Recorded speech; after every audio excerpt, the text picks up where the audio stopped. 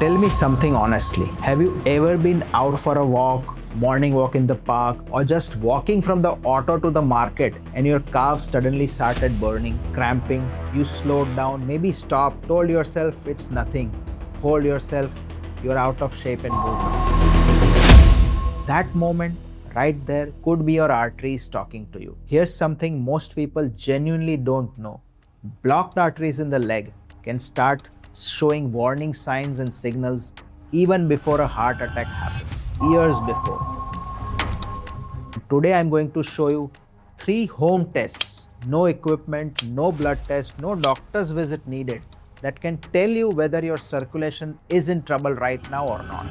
The third test, almost nobody ever catches it on their own. Stay till the end. This matters for your vascular health. So there's this condition called as Peripheral Artery Disease. We call it as PAD. Basically, the arteries that carry blood to your legs slowly start getting clogged and blocked with plaque. Think of it like a pipe inside your blood vessels. The clogged pipes don't burst right away. The water still flows, just that it's not enough. You don't even realize it's happening. The symptoms come on so slowly that people just ignore it or probably adapt to it. They sit more, they take the lift instead of the stairs, and they blame it on aging. But here's what makes PAD serious. It's not just a leg problem. It can lead to leg attacks and end up with amputation, but it also is a marker that your heart and brain can be affected by the same disease called as atherosclerosis. And in India, where diabetes, smoking, high blood pressure, long hours of sitting, these are everywhere. And PAD is far more common than most people think, but nobody talks about it much. Let's change that. 3 tests starting now. So the first is the walking test. I want you to think back to the last few weeks. Whenever you walk, morning walk, going up the stairs, going to the shop, and even a longer distance in a mall, do your calves cramp? Do you feel that your calves start tiring when you walk for a certain distance? And this is the detail that most people miss. Normal muscle tiredness is random. Someday you feel it, someday you don't. But in peripheral arterial disease, this discomfort is predictable. It is very predictable. Same distance, every time, and it also disappears within a few minutes of just stopping and resting without any medication, without any stretching. Why? Because when you walk, your muscles demand more oxygen. But the healthy arteries normally can do this. But narrowed arteries are unable to give that oxygen to the muscle. So the muscle starts to cramp. When you rest, it again gets the oxygen it needs, and then you feel better. This in medical terms is called as intermittent claudication, and this is the first sign of peripheral arterial disease. So think honestly, do you find yourselves walking slower than you used to? Or making excuses to sit, that you walk for a particular distance and then you want to sit down? These can be markers of intermittent claudication. And here's something that genuinely surprised me when I first learned this. You can find signs of poor circulation by looking at your own feet tonight. Before you sleep, let me show you how exactly you should check for it. You can sit down and do this right now. You place both the feet side by side. Now touch the top of your left foot. Touch it with the back of your hand. Touch it on the left and then the right one. Try to compare the temperature. Is it the same, or is one noticeably consistently colder? Not just a little cold, but a little extra colder. Now this is the first part of this test.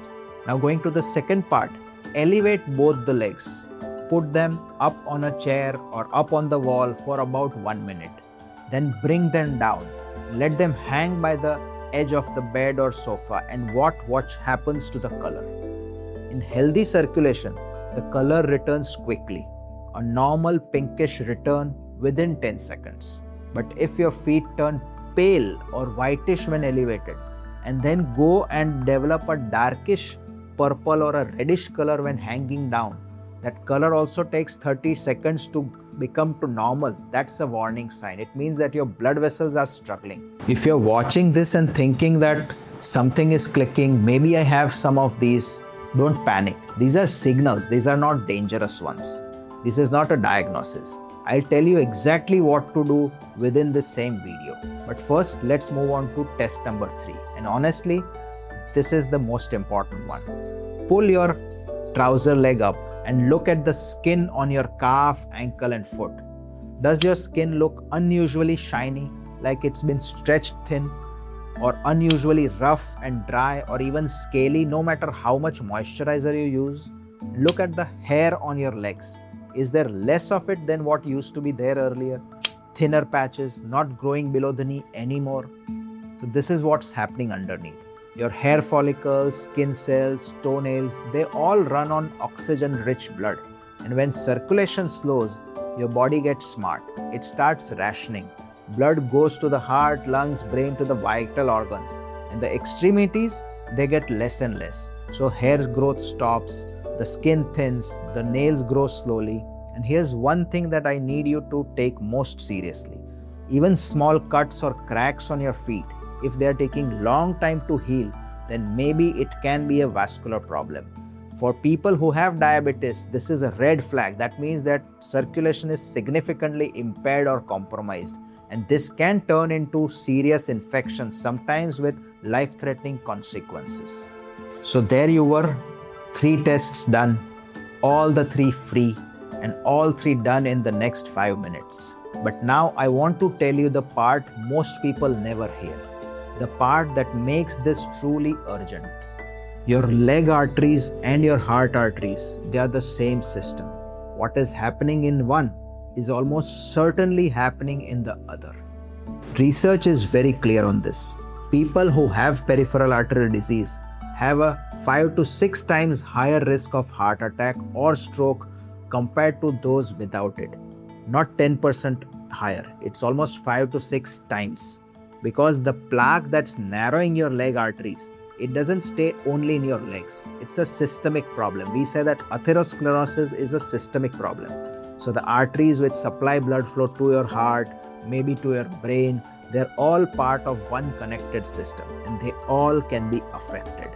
The risk factors, smoking, even passive smoking, diabetes, blood pressure, high cholesterol, prolonged sitting, age over 50, or maybe a positive family history. If you have more than 2 of these risk factors and you recognized any of today's 3 signs on yourself, please don't push it off. This is not a I'll look into it next month situation. So what should you actually do? Let's make this simple and specific.